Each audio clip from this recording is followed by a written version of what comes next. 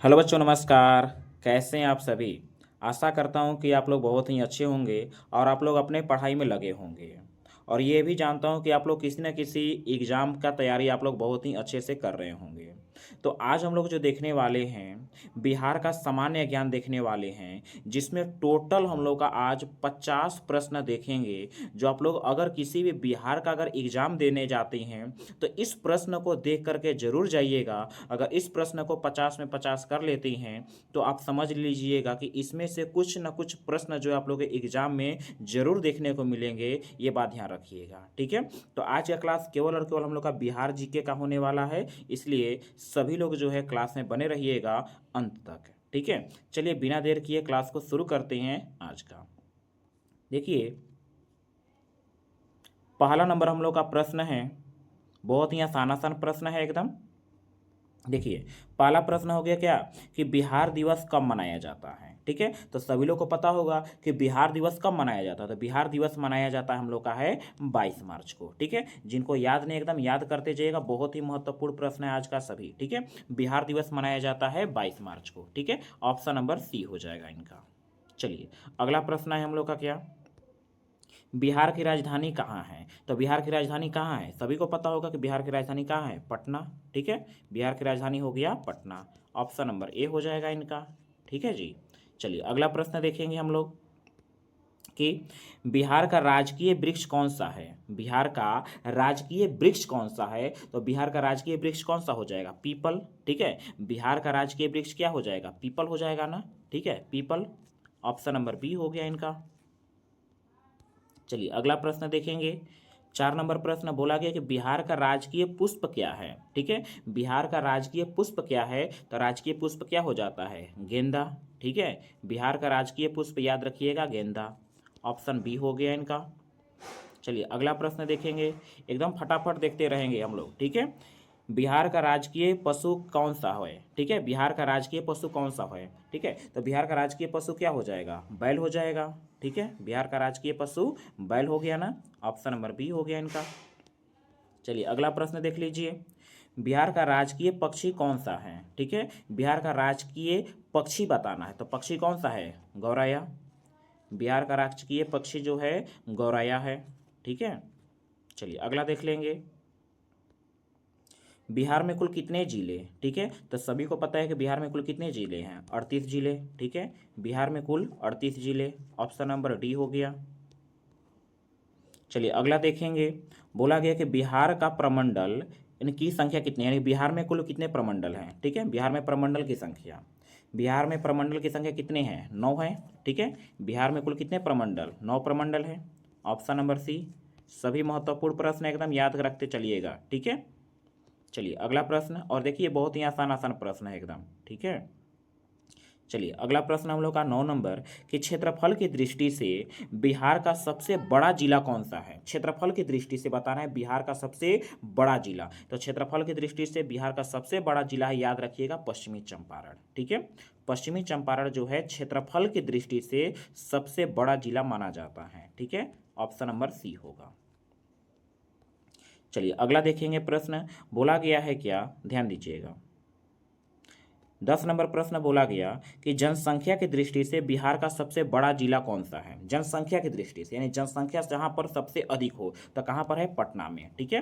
पटना जो है जनसंख्या की दृष्टि से याद रखिएगा सबसे बड़ा जिला माना जाता है, ठीक है? ऑप्शन नंबर बी होगा इनका। चलिए 11 नंबर प्रश्न क्या है, बोला कि बिहार का सबसे कम जनसंख्या वाला जिला कौन सा है? बिहार का सबसे कम जनसंख्या वाला जिला, तो बिहार का सबसे कम जनसंख्या वाला जिला है शेखपुरा, ठीक है? अधिक जनसंख्या वाला जिला याद रखिएगा पटना, और कम जनसंख्या वाला जिला याद रखिएगा शेखपुरा, ठीक है? ऑप्शन नंबर बी हो जाएगा इनका, ठीक है?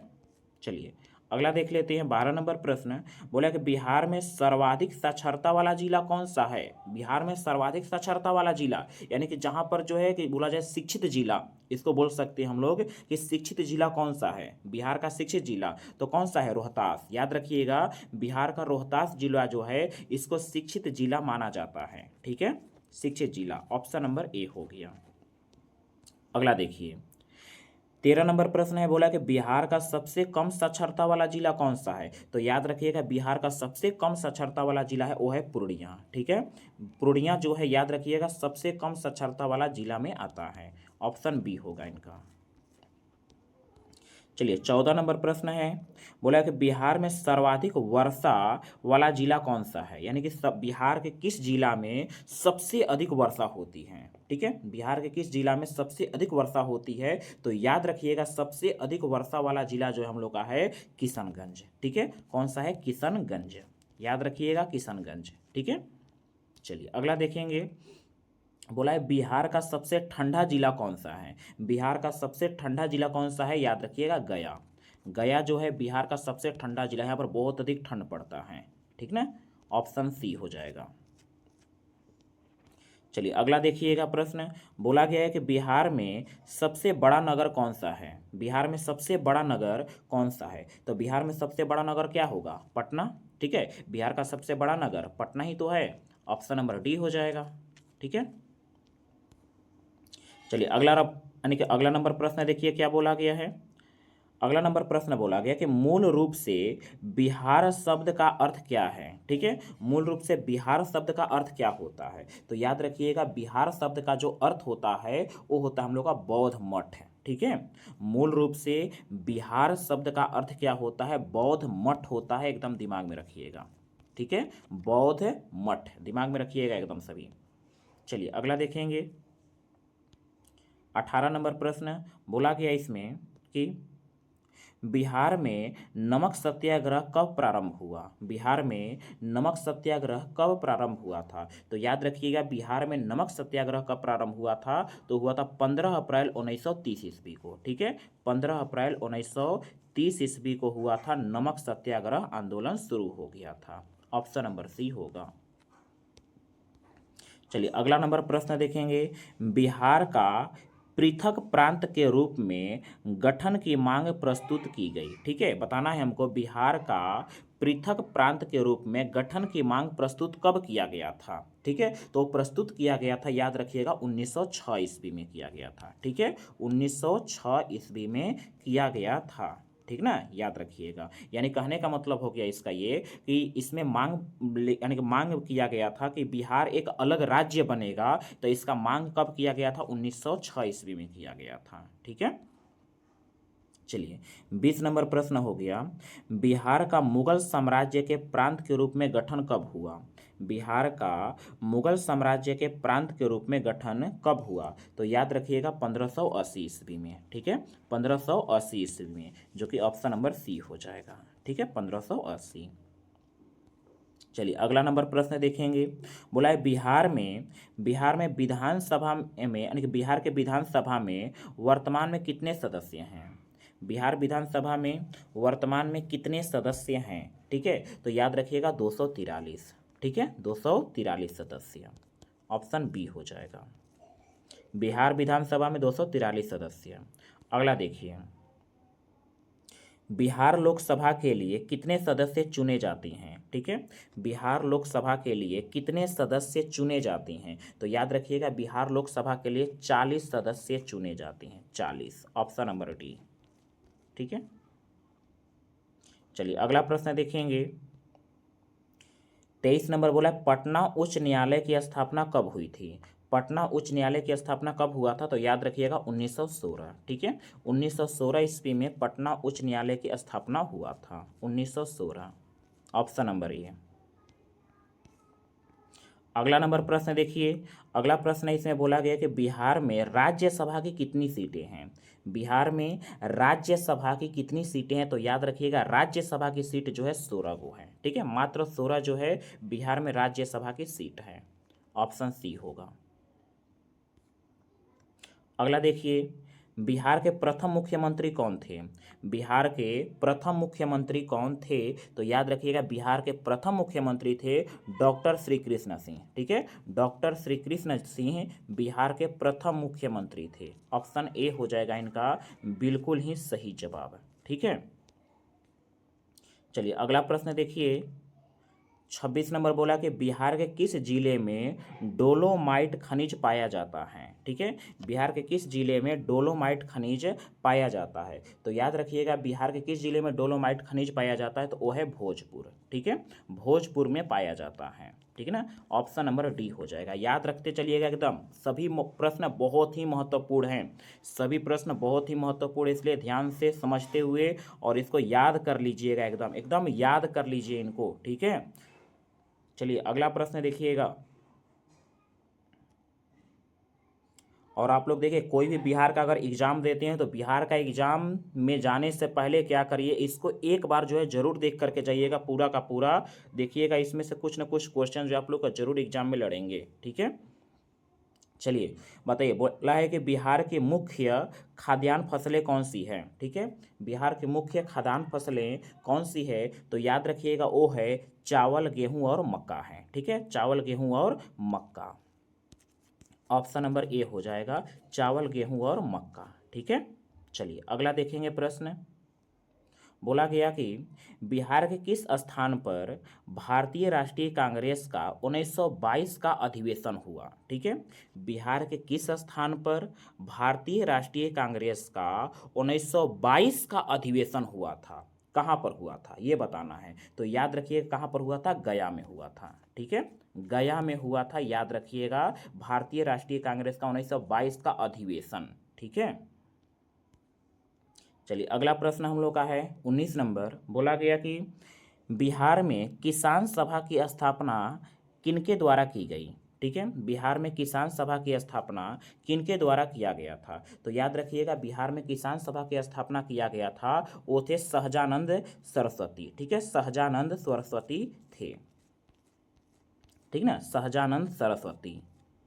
ठीक है, चलिए देखिए आसान आसान कुछ प्रश्न है, इस वजह से हम थोड़ा सा फास्ट चला रहे हैं। ठीक है, चलिए बिहार प्रांतीय किसान सभा का गठन कब हुआ था।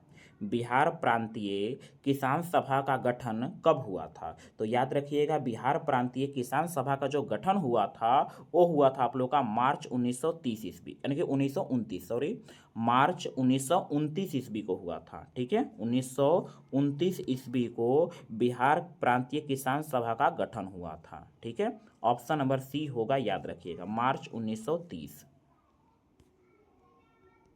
अगला देखिए, बिहार बंगाल से कब पृथक हुआ। बिहार बंगाल से कब अलग हो गया। ठीक है, बिहार बंगाल से कब अलग हुआ था, तो याद रखिएगा 1912 ईस्वी में। ठीक है, 1912 ईस्वी में बिहार बंगाल से अलग हो गया था, ऑप्शन बी होगा। चलिए अगला प्रश्न देखेंगे। बोला गया है कि 1857 की क्रांति के बिहार के नेता कौन थे। ठीक है, 1857 के जो क्रांति हुआ था उसमें बिहार का नेता कौन थे, बहुत ही बार ये प्रश्न पूछा जाता है एग्जाम में। ठीक है, बहुत बार ये प्रश्न पूछा जाता है कि 1857 की क्रांति में बिहार के नेता कौन थे, तो उनके लिए याद रखिएगा वो थे कुंवर सिंह। ठीक है, कौन थे, कुंवर सिंह थे, याद रखते जाइए एकदम, कुंवर सिंह। ठीक ना, ऑप्शन बी होगा। चलिए अगला प्रश्न हम लोग का है, बोला गया पटना को प्रांतीय राजधानी बनाया था। ठीक है, पटना को किसने प्रांतीय राजधानी बनाया था, बताइए, पटना को किसने प्रांतीय राजधानी बनाया था, तो वो बनाए थे शेर शाह। ठीक है, शेर शाह ने पटना को प्रांतीय राजधानी बनाया था, दिमाग में एकदम बैठा रखिए। ठीक है, पटना को प्रांतीय राजधानी शेर शाह ने बनाया था। ठीक है, ऑप्शन नंबर क्या हो जाएगा, ऑप्शन नंबर ए हो गया इनका। चलिए 34 नंबर प्रश्न देखते हैं। 34 नंबर प्रश्न बोला कि बिहार में सर्वाधिक लोकप्रिय सुल्तान कौन थे। बिहार में सर्वाधिक लोकप्रिय सुल्तान कौन रहे हैं, कौन है, देखिए चार को ऑप्शन है, बता दीजिए कौन रहे हैं। तो याद रखिएगा कौन से थे, शेरशाह सूरी लोकप्रिय थे। ठीक है, लोकप्रिय सुल्तान कौन से थे, शेरशाह सूरी थे, याद रखते चलिए एकदम, शेरशाह सूरी। चलिए अगला प्रश्न देखेंगे।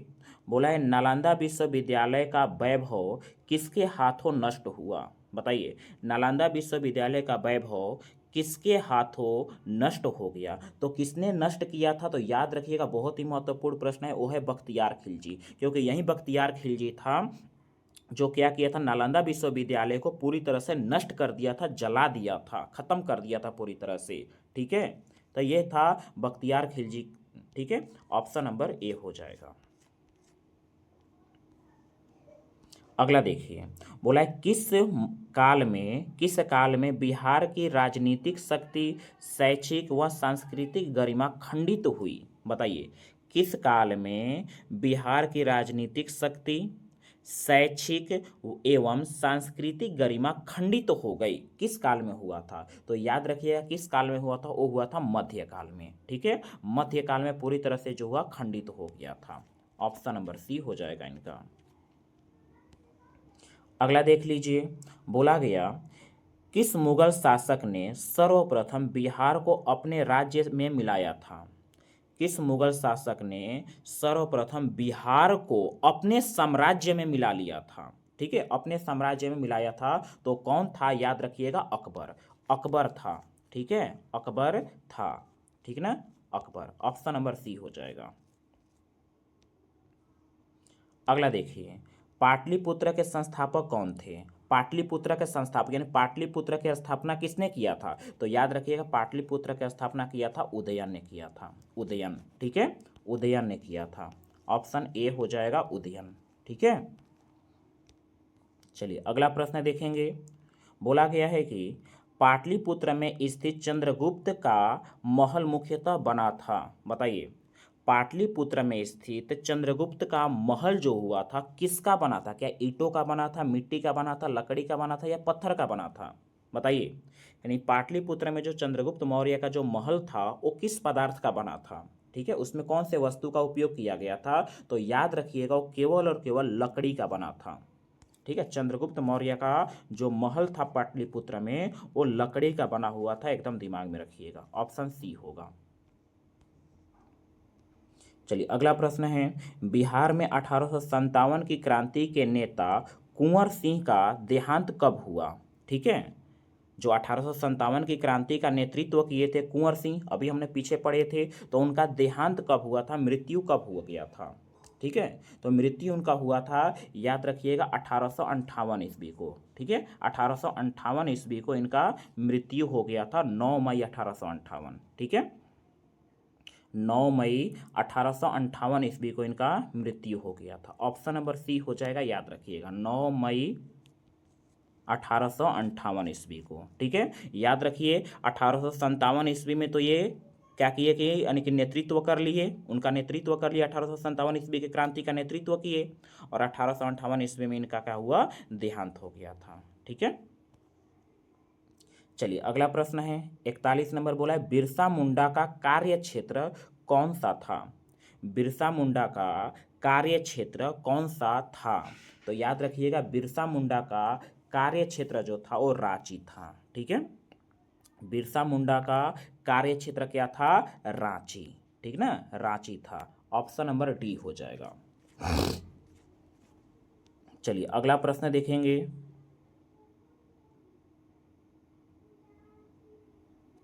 चलिए 42 नंबर प्रश्न देख लीजिए। 42 नंबर प्रश्न बोला गया, स्वामी सहजानंद का संबंध था। बताइए, स्वामी सहजानंद का संबंध किससे था? ऑप्शन देख लीजिए, लंबा लंबा ऑप्शन है इसका। पहला ऑप्शन बोला गया है बिहार के जनजातीय आंदोलन के साथ।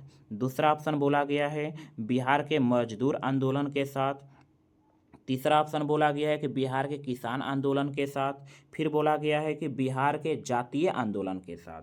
तो ये बताना है कि स्वामी सहजानंद का संबंध जो था वो किसके साथ था, ये बताइए। 42 का सही उत्तर क्या हो जाएगा? तो याद रखिएगा, स्वामी सहजानंद का जो संबंध था वो था हम लोग का बिहार के किसान आंदोलन के साथ। ठीक है, याद रखिएगा, बिहार के किसान आंदोलन के साथ सहजानंद का संबंध था। ठीक है, सही जवाब हो जाएगा आप लोग का ऑप्शन नंबर सी। ठीक ना, चलिए जी अगला प्रश्न देखते हैं।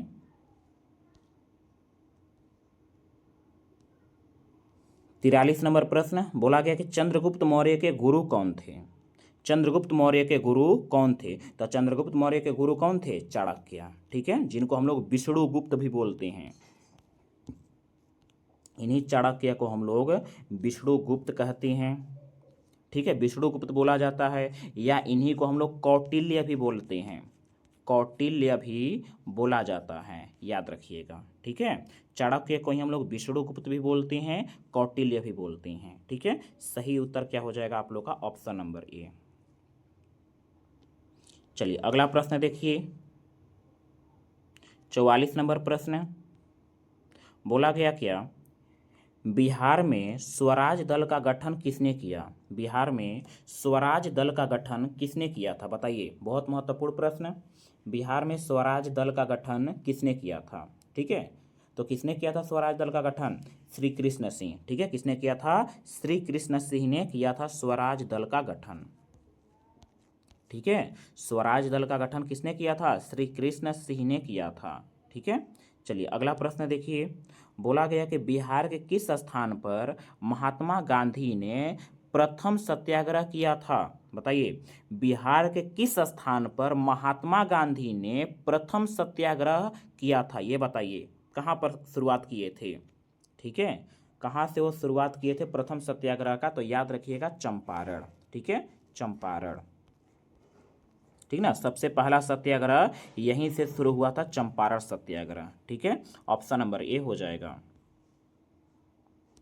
अगला देखिए, जगत नारायण लाल को, यानी कि जगत नारायण लाल को किस जेल में भेजा गया था? इनका पूरा नाम है जगत नारायण लाल को किस जेल में भेजा गया था? ये बताइए, जगत नारायण लाल को किस जेल में भेजा गया था, ये बता दीजिए। ठीक है, तो किस जेल में भेजा गया था? तो याद रखिएगा, बांकीपुर जेल में भेजा गया था, बांकीपुर जेल में भेजा गया था, दिमाग में रखिएगा।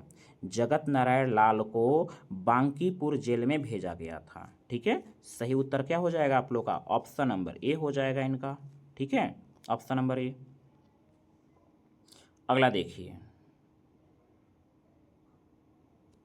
अगला प्रश्न है, बिहार केसरी से किसे संबोधित किया जाता है? बताइए, बिहार केसरी से किसे संबोधित किया जाता है? किसे बिहार केसरी कहा जाता है? ठीक है, तो याद रखिएगा, बिहार केसरी कहा जाता है डॉक्टर श्री कृष्ण सिंह को। ठीक है, डॉक्टर श्री कृष्ण सिंह को कहा जाता है बिहार केसरी के नाम से जाना जाता है। वही डॉक्टर श्री कृष्ण सिंह जो बिहार के प्रथम मुख्यमंत्री थे। ठीक है, प्रथम मुख्यमंत्री थे, उन्हीं को हम लोग कहते हैं बिहार केसरी कहते हैं। ठीक ना, ऑप्शन नंबर सी हो जाएगा। चलिए अगला प्रश्न देखिए, 48 नंबर। बोला गया, किस देश की सीमा बिहार राज्य से जुड़ती है? ऑप्शन में से वो कौन सा देश है जिसकी सीमा जो है बिहार राज्य से जुड़ती है? तो कौन सा है? नेपाल। देखिए ना, नेपाल हम लोग का जो मैप होता है, मैप के जस्ट ऊपर में हम लोग का दिखता है नेपाल। ठीक है, नेपाल से जुड़ता है, तो ऑप्शन नंबर ए हो जाएगा इनका। ठीक है, अगला देखिए, बोला गया 49 नंबर, बिहार यानी कि पुराना बिहार का कितना प्रतिशत जमीन लेकर झारखंड राज्य बना? पुराना बिहार का मतलब वो पहला बिहार जिसमें झारखंड भी हम लोग के बिहार में का ही हिस्सा था, झारखंड भी क्या था? बिहार का हिस्सा था। तो वही बोला है, पुराना बिहार का कितना प्रतिशत जमीन लेकर के झारखंड राज्य बना दिया गया? यानी कि जो बिहार था वो झारखंड बनने के लिए उसने, बिहार ने कितना जमीन अपना उसको दे दिया? ठीक है, झारखंड को कितना जमीन इसने दिया? तो याद रखिएगा, वो कितना जमीन दिया हुआ था, तो दिमाग में रखिएगा, 45.85%। याद रखिए एकदम, 45.85% क्या हुआ था? बिहार ने अपना जमीन दे करके झारखंड राज्य जो है बना दिया। ठीक है, ऑप्शन नंबर बी हो जाएगा इनका। चलिए आज का लास्ट प्रश्न हम लोग का है, क्या देखिए, बिहार का शोक निम्नलिखित में से किसे कहा जाता है? बहुत ही महत्वपूर्ण और बहुत ही आसान प्रश्न आ गया हम लोग का कि बिहार का शोक किसे कहा जाता था? बिहार का शोक किसे कहा जाता है? कोसी नदी को। यही तो नदी है जो क्या करता है? हमेशा बाढ़ मचाए रखता है। ठीक है, ऑप्शन नंबर बी हो जाएगा इनका। ठीक है, तो आज हम लोग का देखिए टोटल जो था, टोटल 50 प्रश्न हम लोग बिहार जीके का देख लिए, जो कि बहुत ही महत्वपूर्ण था आप लोग का एग्जाम के लिए। कोई भी अगर एग्जाम अगर आप लोग देखने यानी कि देने जा रहे हैं तो याद रखिएगा, इस सभी प्रश्नों को एक बार जरूर देख लीजिएगा, एक बार जरूर जो है सारे लोग इसको याद कर लीजिएगा। ठीक है, इसमें से समझ लीजिएगा कोई ना कोई एग्जाम में प्रश्न में जरूर ही लड़ने वाला है, ठीक है, और क्योंकि बहुत ही महत्वपूर्ण और बहुत ही आसान आसान सभी प्रश्न हैं, ठीक है। तो ये बिहार जीके का आज हम लोग का पहला क्लास था, और भी हम लोग का आगे जो है बिहार जीके का क्लास जो है आता रहेगा, और अलग अलग जीके का भी क्लास जो है इसमें आते रहेंगे। इसलिए अगर जो लोग इस क्लास से पहली बार जुड़े हैं तो क्लास से हमेशा के लिए जुड़ जाइए, क्योंकि इस चैनल पर हमेशा अब आप लोग के लिए जीके का क्वेश्चन, मैथ का क्वेश्चन, रीजनिंग का क्वेश्चन, सब प्रकार का क्वेश्चन जो इस पर आता रहेगा, ठीक है। इसलिए सभी लोग क्लास में जुड़ जाइएगा हमेशा के लिए, ओके। चलिए, ज़्यादा अब कुछ नहीं कहेंगे, बस यही कहेंगे कि आज के लिए इतना ही रखते हैं। मिलेंगे कल एक नए क्लास में, ओके। बाय बाय जी, सभी लोग को मिलेंगे अगले क्लास में। तब तक के लिए आप लोग पढ़ाई करिए अपना, ओके। Good bye.